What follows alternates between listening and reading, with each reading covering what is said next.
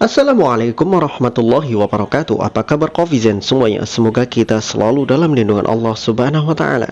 Kofizen semuanya, kalau ditanya, adakah makhluk yang betul-betul dirahasiakan dan kerahasiaannya itu sangat-sangat luar biasa tertutup sehingga tidak diberikan pengetahuan itu kepada siapapun kecuali memang hanya Allah Subhanahu wa taala yang tahu penciptaannya, kehidupannya, bahkan alamnya di mana, itu tidak ada yang tahu kecuali Allah Subhanahu wa taala.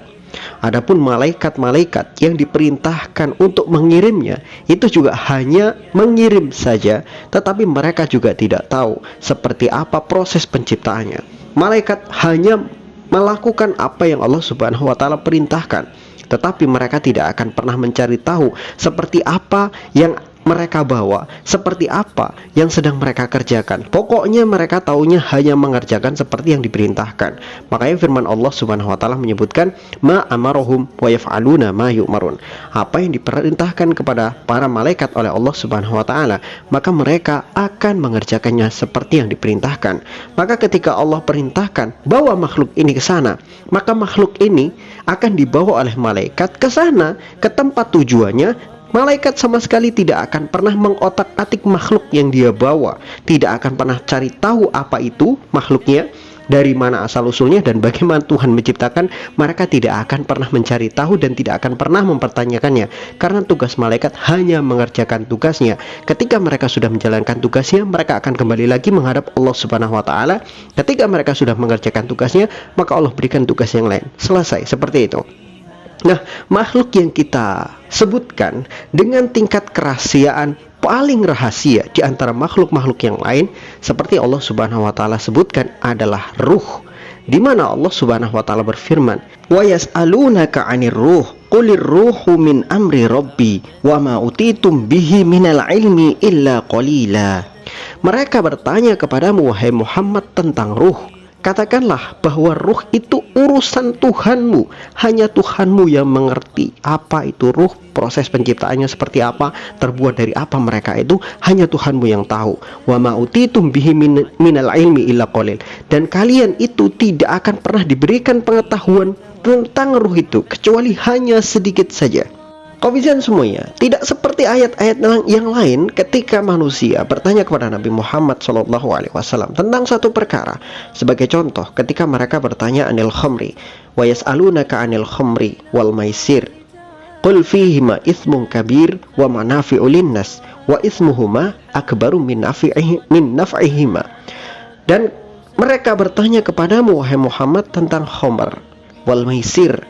Maisir itu judi ya. Jadi mereka bertanya kepadamu Muhammad tentang khamr, minuman keras, dan maisir. Katakanlah, di dalam keduanya itu ada kebaikan juga ada keburukan, tapi keburukannya lebih besar daripada kebaikannya. Jelas ketika Rasulullah SAW ditanya tentang satu perihal apapun dalam masalah agama, pengetahuan apapun, ketika manusia bertanya kepada Rasulullah, selalu ada jawabnya. Apapun itu, pertanyaan tentang khamr dijawab oleh Rasulullah, pertanyaan tentang beberapa hal yang memang tidak diketahui, dan salah satu surat juga yang pernah diturunkan oleh Allah Subhanahu wa taala tentang ayat zihar, yaitu suratnya Mujadalah, itu seorang wanita yang dia itu mengadu kepada Rasulullah SAW, turun surat Mujadalah.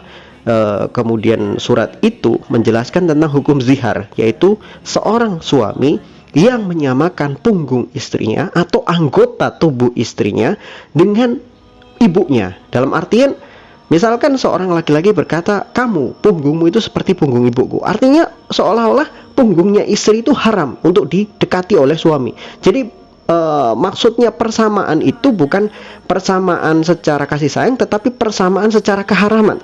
Jadi punggungmu itu haram. Haram menggauli istri seperti haram menggauli ibu itu. Jadi artinya ada pengharaman di situ. Bukan kemudian persamaannya itu seperti kasih sayang. Misalkan begini, ketika aku mau masak masakanmu, wahai istriku, aku seolah-olah seperti merasakan masakan ibuku. Nah, kalau yang seperti ini udah lain. Itu bukan bihar masuknya, tetapi mempersamakan antara istri dengan ibu itu dalam hal masalah keharaman. Jadi seolah-olah ya tadi itu ada tingkatan keharaman mempersamakan antara seorang istri dengan ibu. Itu zihar. Nah, ketika ayat-ayat tentang zihar itu turun disebabkan oleh seorang wanita bertanya kepada Rasulullah SAW, dijawab oleh Allah dengan ayatnya. Tetapi ketika ada seorang sahabat atau orang-orang kafir bertanya kepada Nabi Muhammad SAW tentang masalah ruh, jawaban Allah Subhanahu wa taala sangat tegas. Qulir ruhu min amri rabbik.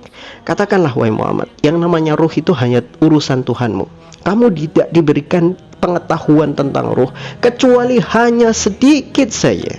Maka sebetulnya roh itu adalah makhluknya Allah yang paling rahasia dan dijaga betul-betul kerahasiaannya.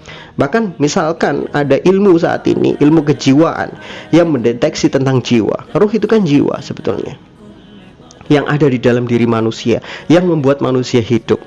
Ilmu tentang ruh, ilmu tentang kejiwaan.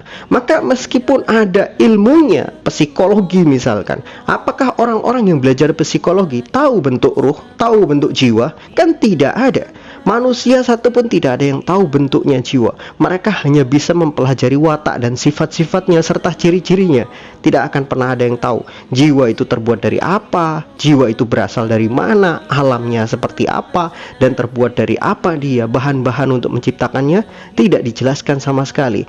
Allah menjelaskan makhluk-makhluk yang lain. Allah menjelaskan bahwa malaikat diciptakan dari cahaya. Allah menjelaskan bahwa jin itu diciptakan dari api. Allah menjelaskan bahwa manusia diciptakan dari tanah.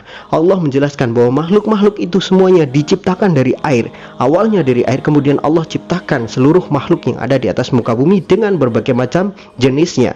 Tetapi Allah tidak pernah menyebutkan makhluk bernama ruh itu diciptakan dari apa. Tidak ada yang tahu. Semuanya menjadi rahasia dari Allah Subhanahu wa taala. Nah, mungkin di antara antum semuanya juga bertanya kepada saya, Ustadz, bukannya yang disembunyikan oleh Allah Subhanahu wa taala bukan masalah ruh saja, tapi juga masalah kiamat juga Allah Subhanahu wa taala sembunyikan. Buktinya Rasulullah tidak tahu tentang kiamat dan ayat-ayat Al-Qur'an tidak menjelaskan tentang kiamat.